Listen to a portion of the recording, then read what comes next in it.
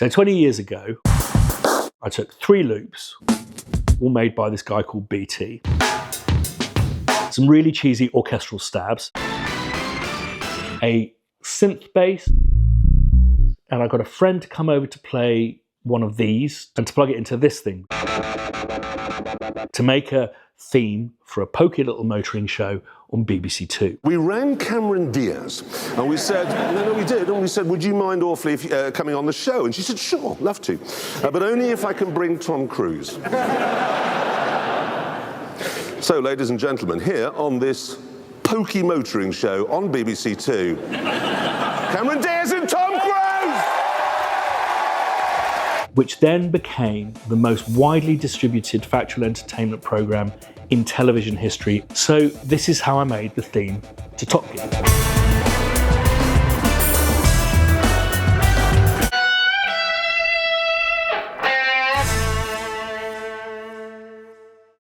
Before we get started, we've made a bunch of totally free music assets for you to download so you can literally go under the hood of this famous theme tune. Just go to the hub at thecrowhillcompany.com and join an ever-growing community of music makers making music their music. In 1977, Top Gear was launched as a traditional motoring magazine show on BBC Two, with a focus on car reviews, road tests, and motoring news. The show had a string of presenters in Angela Rippon, a newsreader and presenter on the BBC's 9 o'clock news, Noel Edmonds of Noel Edmonds' House Party and Deal or No Deal, and Jeremy Clarkson. Clarkson gained viewer popularity instantly, bringing his distinctive style and humour to the motoring world. Eventually tiring of the show and its format, Clarkson departed Top Gear in 1999, with viewer numbers declining as a result. 2001 marked the programme's darkest time, and was cancelled by the BBC in dire need of a revamp. My name's Christian Henson and I'm a media composer. So what is a media composer? A media composer is a composer, which implies someone who writes instrumental music, but one who applies it to TV, film, computer games, library music, and there's other uses. And basically you're a lever, a part of a team that a director can pull or push to help tell a story. So you have to work to brief. Deadlines are absolutely king. You have to work incredibly quickly. And also you have to be prepared to take feedback that can be delivered in a manner that takes a little getting used to.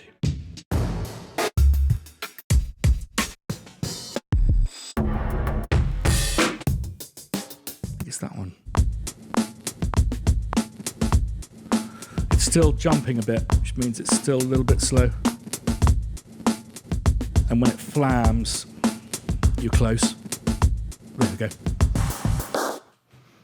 Oh, that's it. Got to get rid of that flam. Put the other one in.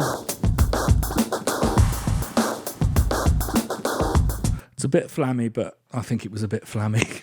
I did it 20 years ago.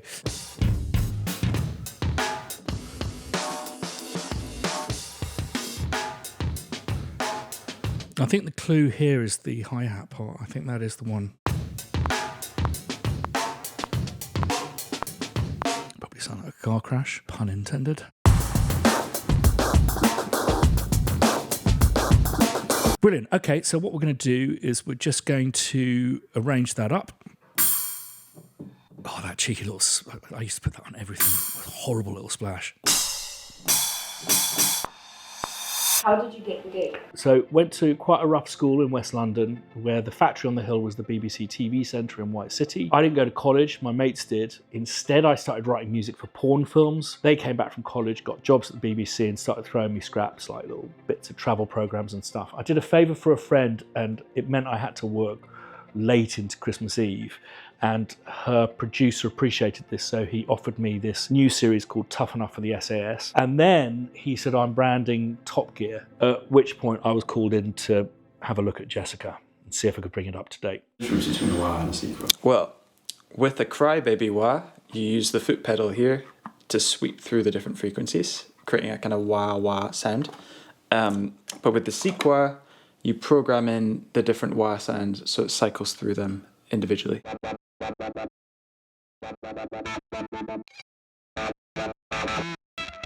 Oh, it's all there.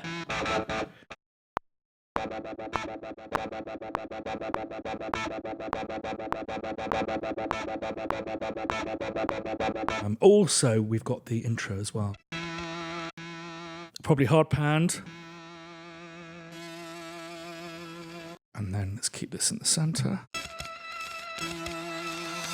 I believe we have that going out as well, but that'll need to go out on the bar. We're up to scales. Need to find a space. That's That's hollow, buddy. What guitar it is. Yeah? No Gibsons. I'm not sure that I saw a humbucker in the entire shot. Dude. You alright? There was a humbucker. There was a humbucker. There was an Ibanez. on that grudge as well. Welcome to Sunny Christophin. Did you nail it? Yeah.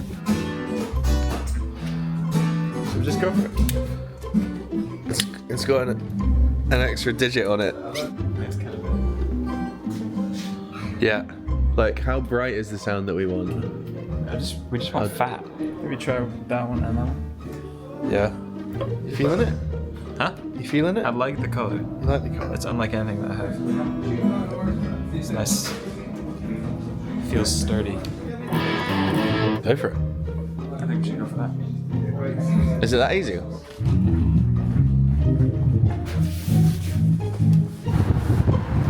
That'll do.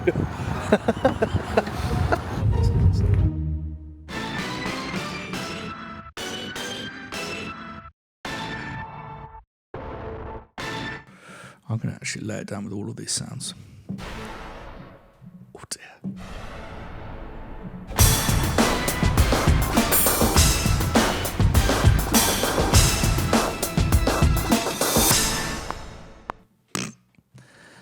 It was trendy back then. Good. Kick. And then finally our water tank, which I know is definitely from Distorted Reality 2.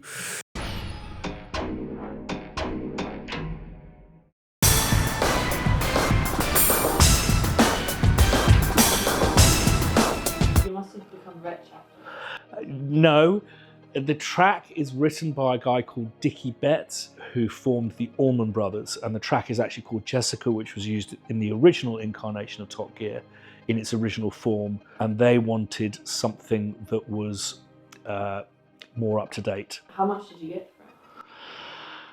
I think it was £600.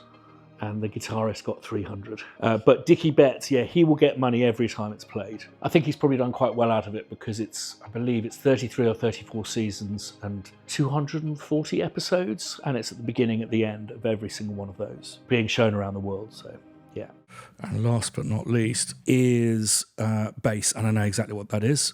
I'm ashamed to say, ES1, and I know exactly what sound it is because I used it on everything.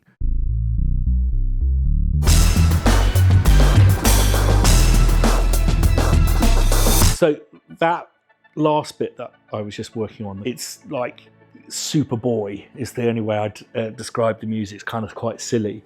That was just one of 8 versions that I did. Basically, they wanted to make it more of a family show. So they wanted to have, like, you know, everyone drives cars. Everyone's got an interest in cars. So they had an old couple in a vintage car. And I was playing some quartet music for that. Or we were going to book a quartet, never happened. And then there was a guy in a tractor, we did some country and western music, there was a yuppie. People who used mobile phones in those days were called yuppies. And the idea was basically we were just going to lay these all next to each other and they could just hard edit between these different tracks, ending on the rather silly day-to-day track that I'd done at the end. And when I viewed it with the producer, Gary Hunter, I said to him, yeah, but it's a boys' show, isn't it, really? And I remember him tapping his teeth going, yeah, it is. Called me the next day and said, I want the whole track to sound like that, basically that joke track at the end. I was like, really? I'm going to be layering 2 different guitar tracks because there's a guitar in harmony and then later on they're playing in unison. The bulk of my guitars are single coil pickups, so a lot of Fenders, and I tried it out and it just didn't cut it in terms of the thickness of the sound. So we went for an Epiphone Les Paul, gold top, plugged into the Earthquaker Devices plumes, and that's plugged in to a Autobahn reverb pedal. I just wanted to add a bit of spaciousness to the signal so it's not completely bone dry. Those pedals are then plugged into the super amp. The mics I've chosen are, I've got a Coles on the right, which is a ribbon mic, which is really nice for taming a lot of the high end. On the left, I have an SM57, which is a classic guitar amp mic.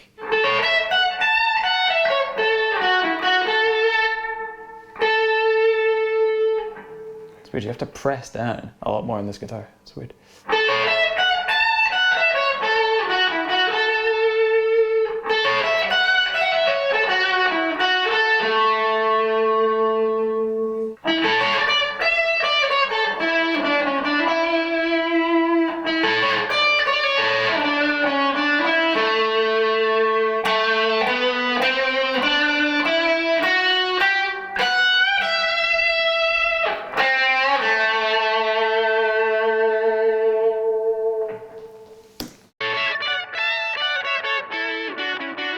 Oh, that's a good job, mate.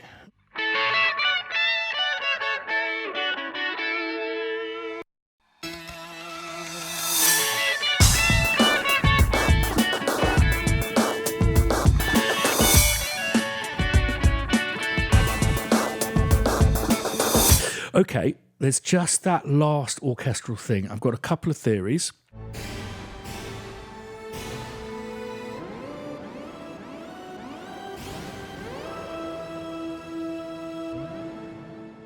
It's something like that, I think.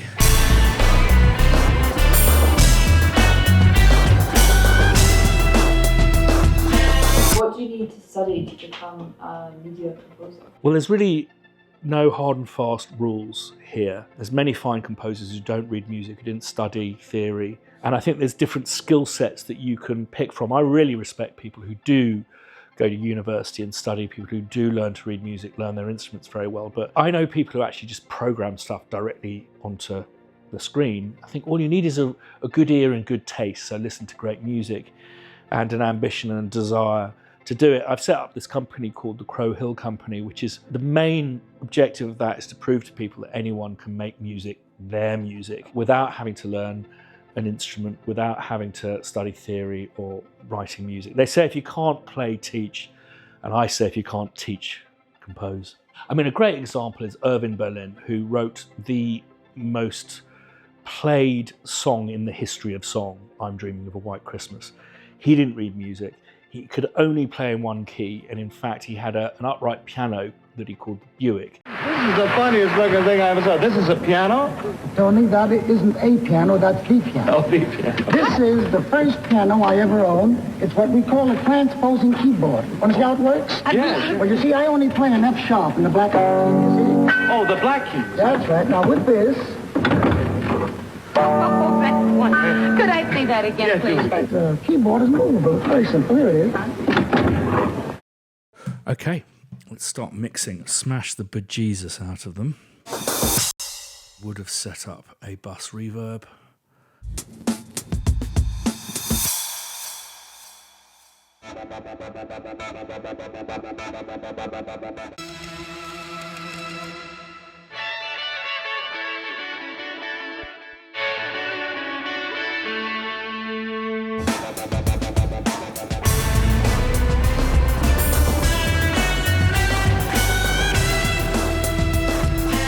Since the revamp in 2002, the show excelled unlike anything anyone could have imagined. With over 350 million viewers a week worldwide, broadcasted in over 200 countries, landing the show a Guinness World Record for the most watched factual TV program.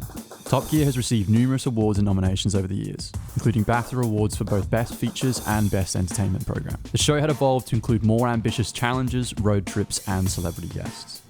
The trio of Clarkson, Hammond, and James May became synonymous with the show's success, known affectionately as the Top Gear Trio. But in March 2015, the BBC suspended Jeremy Clarkson following a physical altercation with a producer on the show. Clarkson's departure marked the end of an era for the show. So how has this process felt for you? I've been putting off doing this video for about 5 years, Anna, and I think it's because I'm scared of being the Top Gear guy. You know, I've done lots and lots since then, and stuff that I think is a lot better than Top Gear. I think it's really weird spending a day reflecting on 4 hours of my life about 20 years ago.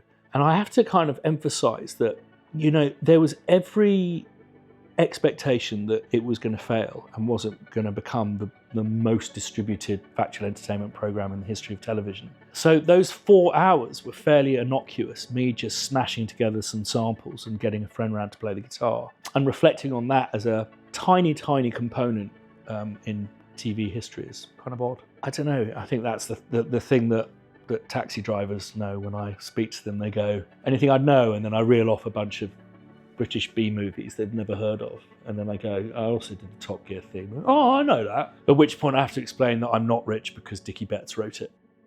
Before we play the theme out, you can download the samples, MIDI and waveforms of this iconic piece for free from thecrowhillcompany.com. We have simple MP3s all the way to files that suit the DAW of your choosing. Go to thecrowhillcompany.com and make music your music.